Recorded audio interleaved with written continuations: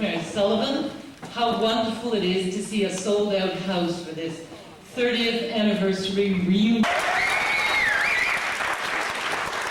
I know many of you know the legend of Compañeros, but for those of you who don't, let me fill you in as quickly as I can so that we can get to the music. I'm going to take you back in time. It's 1972. There's a young Canadian poet called Gwendolyn McEwen, and with her husband Nico Singos, she decides to open a cafe called the Trojan Horse. You have to remember that Greece had been under the rule of the brutal military junta since 1967. So the Trojan Horse was going to be a kind of subversive route to offer the wonderful protest music of Theodorakis and of Christos Leontis in the heart of Toronto. Then came the brutal coup d'etat of Augusto Pinochet in Chile in 1973, and Chilean exiles began to arrive. Three young men, Ricardo Rivas, Juan Opitz, and Marcelo Puente, met in a Spanish restaurant on Bathurst and decided to form a group. Soon they made their way to the Trojan Horse, and there they were invited to play, and it was a magical fusion.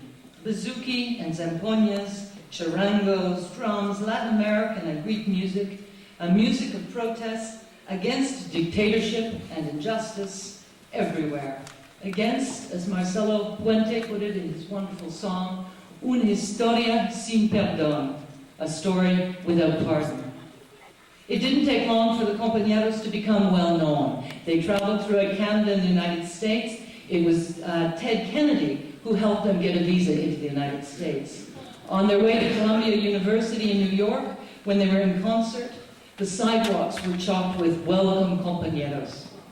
When they were in Toronto, they played 6 nights a week at the Trojan Horse, and often solidarity concerts for Canadian workers in the afternoon. By the late 1970s, dictatorships had spread throughout Latin America, in Chile, Argentina, El Salvador, Nicaragua, Uruguay, you could go on, as you know. The Compañeros were featured in festivals across the country. They produced 2 albums, and with the proceeds from their albums, they sent the money to the soup kitchens in Chile.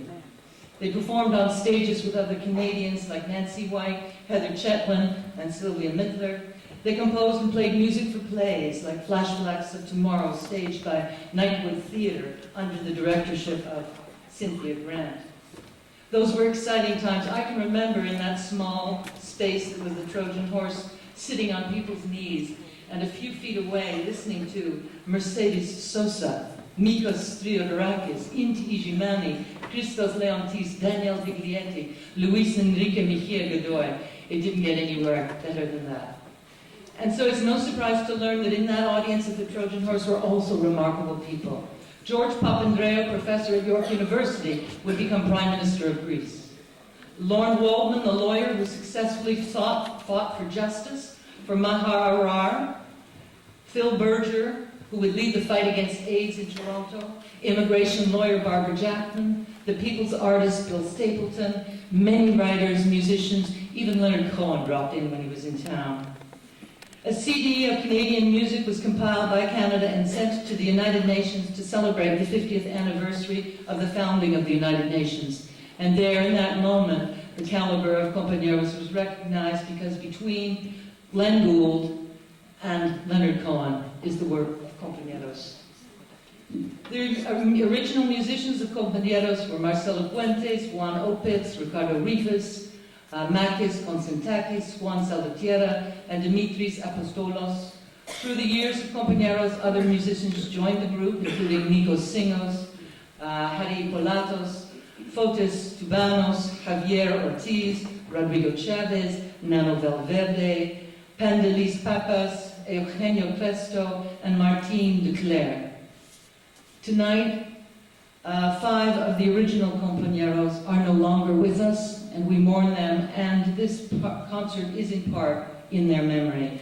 That would be Ricardo Rivas, Juan Salvatierra, Makis Konstantakis, Pandelis Papas, and Christos Haris Pilates. Ladies and gentlemen, Compañeros.